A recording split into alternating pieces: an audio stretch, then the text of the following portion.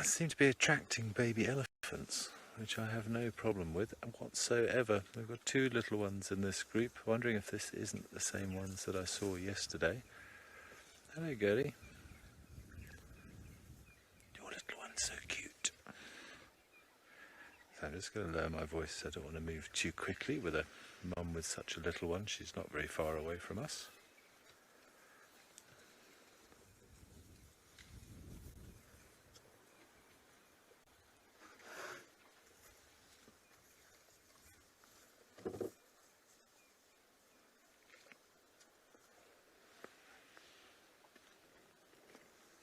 Sorry about my head there, viewers.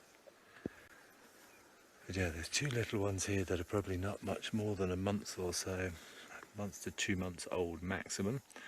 And we've been sitting here watching them, trying to figure out how to use their trunks particularly. There's also a big female in this group who's got a tusk growing in completely the wrong direction. It's almost curved round completely and is growing back towards her front legs. I think we may be able to just show you a visual. That's her left tusk that you can see poking out from behind this one's backside. You can just see at the back there, look at that one, almost turned completely 180 degrees in the wrong direction. I imagine this is quite a well-known elephant. We were just talking about it and wondered if it's not that female known as Fang, who I think is known from the Sabi Sands. If anyone can confirm that, that would be great. But it's quite a big group of ellies here, probably about 20 or so. And yeah, two little tiny ones. This one on the left is trying to break something with his foot. It's failing miserably.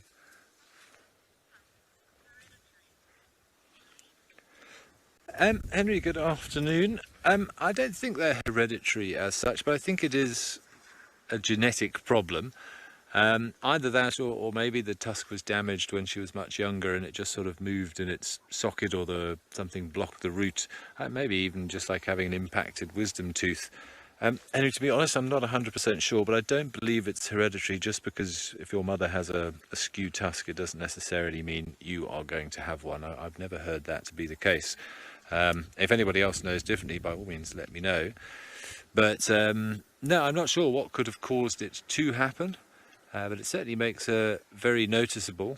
I was watching her break branches, snap branches over it, just like other ones do, so she's learnt to live with that strange form of her tusk. But I imagine it might be a bit uncomfortable. I was worried if it isn't going to be a bit uncomfortable in the... apparently somebody, I didn't catch who it was, Morgan, sorry, but somebody has agreed that it is Fang, apparently, so thank you very much for that. So I don't know much about Fang, but we are aware that she exists. I've heard of Fang's herd before, certainly.